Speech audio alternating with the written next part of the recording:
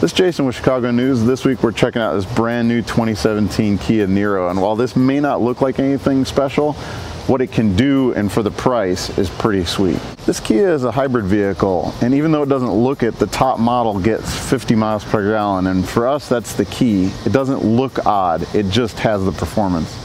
Compared to some other crossover SUVs, the lower roofline does impact cargo space here at the back, but the proportions of this are a lot more car-like than they are truck-like. That makes this lighter, lower center of gravity. It makes it handle better.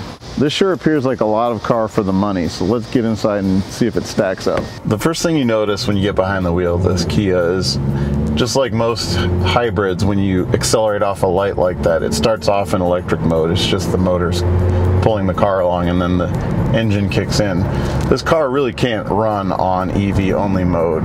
Pretty much is always using the engine, but it uses the electric motor just to get the car rolling, which is pretty cool. Overall, it's a pretty seamless system, the hybrid system here. It feels mostly just like a car. The motor is just contributing power and basically taking a load off the engine so you get better fuel efficiency. And speaking of fuel efficiency, on a fairly long loop, we've driven almost 500 miles now with this, and the average is close to 42 miles per gallon, which is extremely impressive. It's a combination of city and highway driving. For a compact SUV, not a micro SUV, this still has tons of room in the back. For this size of vehicle, this is pretty incredible mileage, and it really is kind of a game changer. This is actually cheaper to buy than the Toyota Prius, and you know, that's kind of been the standard bearer. The problem with the Prius in my mind is it looks a little funky. It's a hatch, so it's fairly usable.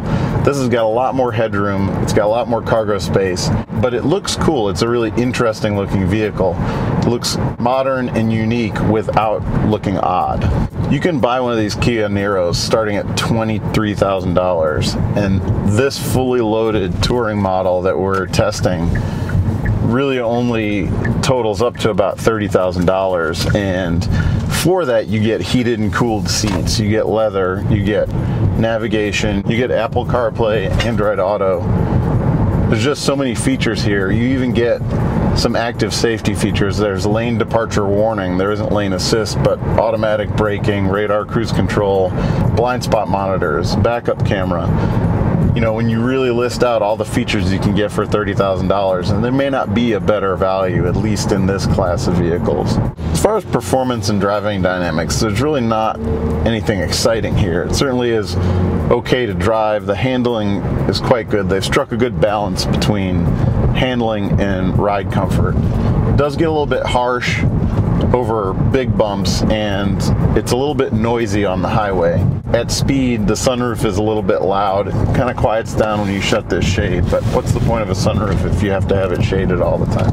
Acceleration is kind of meager. The total combined power between the gasoline engine and electric motor is only 139 horsepower, and even though this is fairly light for an SUV, it still does weigh almost 3,200 pounds, so it's a decent amount to accelerate, and you know, it doesn't do a great job of it. But again, that's not the primary function for a vehicle like this. I think one of the other wins here in this Kia is the interior. It's a really handsome interior. It's not, doesn't have any, you know, exceptional design qualities to it. It's just got really nicely chosen materials, a really classic layout to the gauges and to all the controls. It's easy to use, it's familiar, but it's really pleasing to the eye, and it doesn't feel cheap. Even though this vehicle has a great price point, you don't feel like you're driving a bargain vehicle. A couple other features that are really impressive at this price point. Not only are there tons of charging ports, and they're all 2.1 amp ports, just about every place you can look in here. You've got auxiliary input, you've got Bluetooth, streaming music, a bunch of different lighter adapter power plugs. There's also a wireless charging port right here in the center. And this has an upgraded Harman Kardon stereo, which really sounds fantastic. Again, all of these are little features that you wouldn't necessarily expect at this price point. So this really is a pleasant surprise when it comes to the value proposition, it comes to mileage, styling, interior comfort. This is a great car. You know, with the lower roof line, you might be worried there's not enough headroom, but even with the sunroof here, plenty of headroom. I'm 6'3". You can lower the seat enough. You really aren't giving up a lot of space on the inside with the lower roof. A little bit of cargo space at the back because of the design tapers, but overall, tons of room in here, tons of headroom. It doesn't feel cramped, and you even still get a good driving position. A lot of people want a crossover and SUV to get a higher driving position, easier to get in and out of.